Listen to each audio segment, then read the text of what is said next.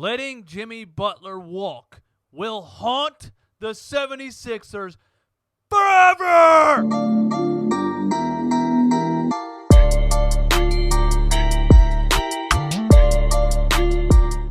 What is up, guys? DJ Eastwood here, running back, home of the most brutally honest Philly sports takes on YouTube. Some people don't like it, but it's because some people don't like the truth. Hit subscribe button if you're new. Hit the like button to help me rank up on YouTube. Hit the notification bell so you never miss one of these videos. It dings your phone like an annoying girlfriend. Let's get into it. DJ Eastwood, why are you wearing a bucket hat? DJ Eastwood, why you got on a fucking tank top, bro? You look ridiculous. It's because I'm going to the beach on Sunday, and I'm already in beach mode. I'm ahead of the damn game, all right? That's why. The question is, why don't you have a bucket hat on? That's a better question. Yeah, I made a video last year saying we're better without Jimmy Butler. Yeah, I overhyped the hell out of the Sixers. Yeah, they sold me this bully ball bullshit with Al Horford and Embiid and Tobias Harris, and we're the tallest lineup in the league, and we're going to dominate everyone. Yeah, I bought it hook, line, and sinker, I admit it. You guys, some people keep finding the video. I think YouTube's recommending it just so I get trolled all the time. People keep commenting on the video, this aged well, yeah, I was 100% wrong. I get that. I admit that.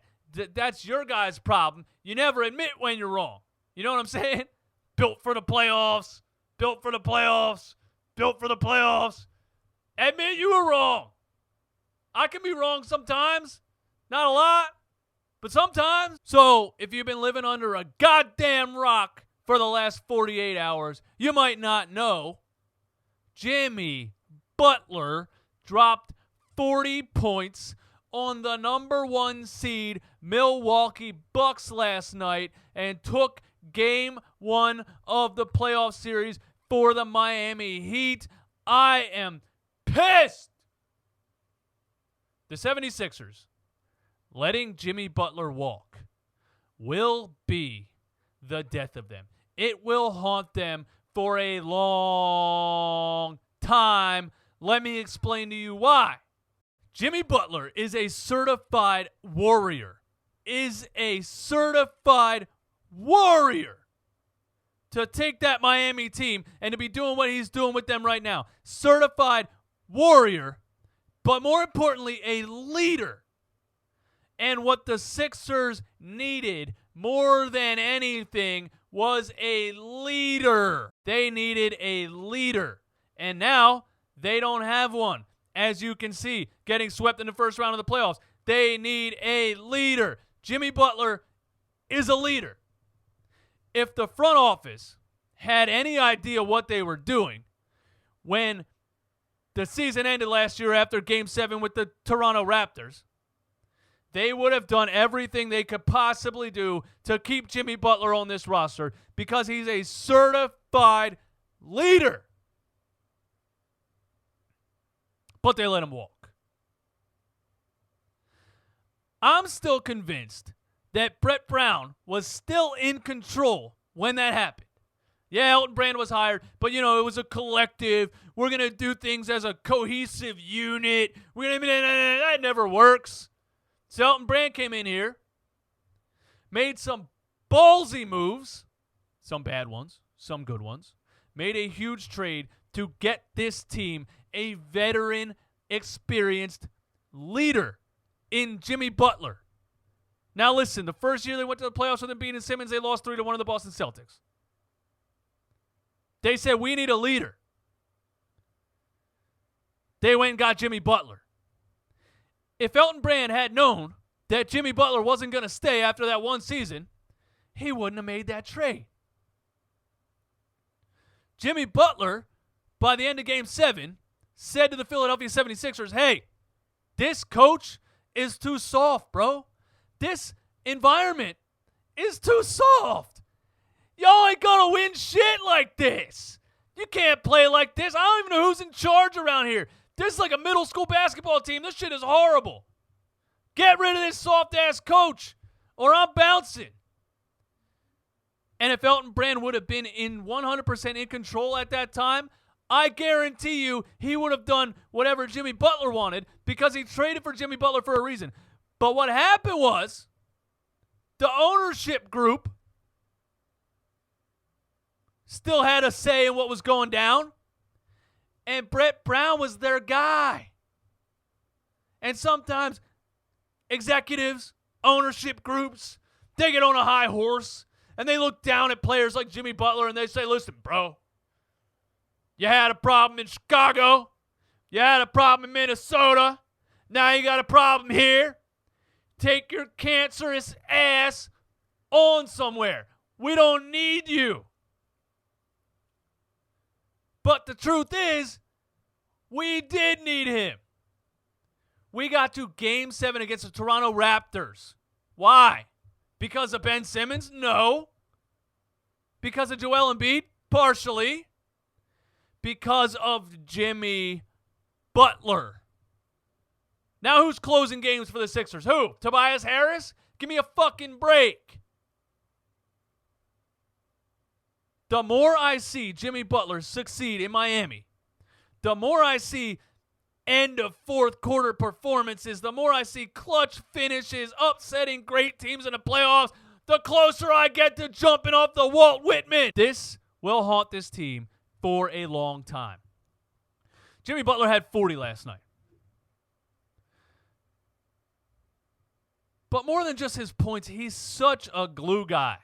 He's such a team player. He's just such a leader. There's not a better word for it. And when it came down to the fourth quarter, he took over. He scored 13 points in the last 5 minutes of the game. 13 points in the last 5 minutes of the game. It's going to haunt the Sixers forever. They chose to keep Brett Brown. They chose to let Jimmy walk so they could keep Brett Brown for another year, reinstate the soft-ass environment, let the players do whatever the hell they want, not listen to them, and get swept in the first round of the playoffs. They did that because they chose Brett Brown over Jimmy Butler. What should have happened was they should have said, NBA teams need leaders. NBA teams need veteran leaders. We will do whatever you want for you to stay here. And if he said, all right, get rid of that soft-ass coach, they should have said, he gone. Because think about it. If you want to win now, you wanted to win the championship as quick as possible, Jimmy Butler and Joel Embiid on the same team is a great way to do that. So if they would have said, hey, we can win a championship now with the right players around these guys, and they would have said, Brett, you're gone. You're too soft for Jimmy. And if Jimmy said, hey, this Ben Simmons dude, he needs to shoot. If they would have looked at Ben Simmons and said, hey, Jimmy Butler is a veteran leader, is a warrior. You need to be tough like him. You need to shoot the damn ball. I know you're a number 1 draft pick. I know you're heralded as the next LeBron, but you're not LeBron. Not yet. Not until you shoot the damn ball. So stop bitching and complaining that you're not getting the ball in the fourth quarter, that Jimmy Butler's running the team. Quit bitching. You got to prove yourself before you get that status. You have not proved anything yet. So shut your ass up. This team belongs to Jimmy Butler. You shoot the ball and zip it. And if he would have said, you know what, no, I'm not doing that, I want to trade, or I don't want to sign my rookie extension, then they should have said, okay, fine. We will go out and get a boatload of role players for Ben Simmons. And we will re-sign J.J. Redick. And we'll go get a Patty Mills. We'll go get another role player I can't think off the top of my head right now. And we'll put Jimmy Butler and Joel Embiid on the floor with all the right pieces around them, and they will win a championship. That's what the Sixers should have done, and they didn't do it. They chose soft-ass Brett Brown for another year. They chose to make pampered-ass Ben Simmons happy, and he still didn't shoot the ball for a whole season. That's what they chose. And it ended up being a sweep in the first round. They made their bed. Now they got to lie in it. This team's been cursed forever. Forever. They can't do anything right. Ever. All right, in the early 80s. Dr. J traded for Moses Malone, brought in the stars, and yeah, I get it. Maybe it was the other way around. That doesn't matter. Ever since the late 80s, they stunk, and they've been making bad decisions. They drafted Allen Iverson in 1996. 1997, they had the number 2 pick in the draft. They drafted Keith Van Horn. Do you know who was in that draft? A guy by the name of Tracy McGrady. You could have had Allen Iverson and Tracy McGrady on the same team. And then there was a rumor that they were going to trade for Tracy McGrady, and then the Toronto Raptors backed out, or the Orlando Magic, whoever he was playing for at the time, I don't know. 2010, Evan Turner from Ohio State, number 2 overall. Do you know who was in that draft? A guy by the name of Paul George. A guy by the name of DeMarcus Cousins. Probably 6 other players that are better than Evan Turner. Terrible draft pick. Then they draft Jahlil Okafor over Kristaps Porzingis, over Devin Booker. I'm sick to my stomach even saying that. Over a lot of good players. Because, listen, we all hail Sam Hinkie, but he was obsessed with centers. And like ever since that year, what was it, 2013, 14, 15, I don't freaking know.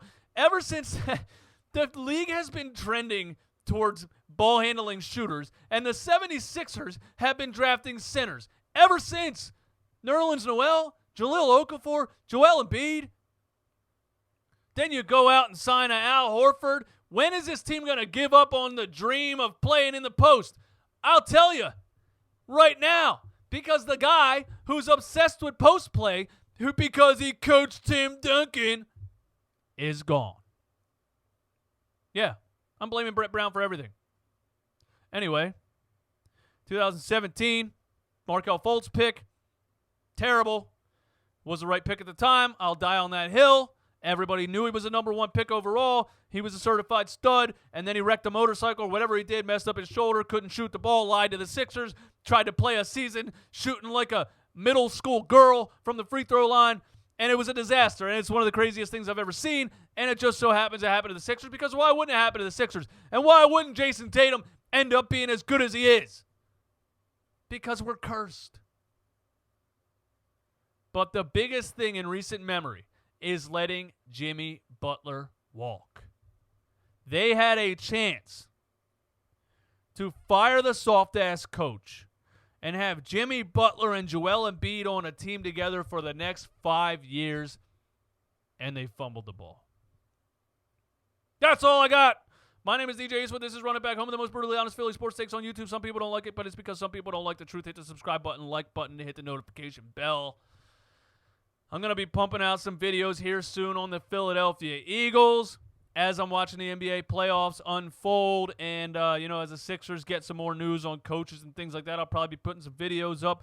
I'm thinking in the offseason, because I can't do post-game reactions anymore, I'm thinking I'm going to make this like a scheduled podcast, like maybe a Monday, Wednesday, Friday, and I just talk about whatever news there is out there on Philadelphia sports. And the Monday will probably be like post-game Eagles recap or pre-game Monday night or whatever. I think I'm going to start doing a Monday, Wednesday, Friday on a certain schedule so you guys can know when to expect videos, because I know you expected videos after Sixers games, and now there's no Sixers games, so you don't know when the hell I'm going to post a video. But that's why you should hit the notification bell and subscribe to the channel. We'll see where it goes from here, man. Thank you guys for listening to me rant. I'm so pissed off watching Jimmy Butler succeed in Miami. I'm sick to my stomach. I want to...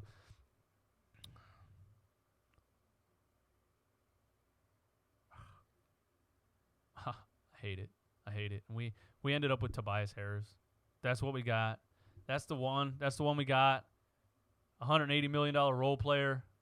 Ugh. It's so depressing. I just want sports in Philadelphia to not be depressing. You guys have a good night. Peace.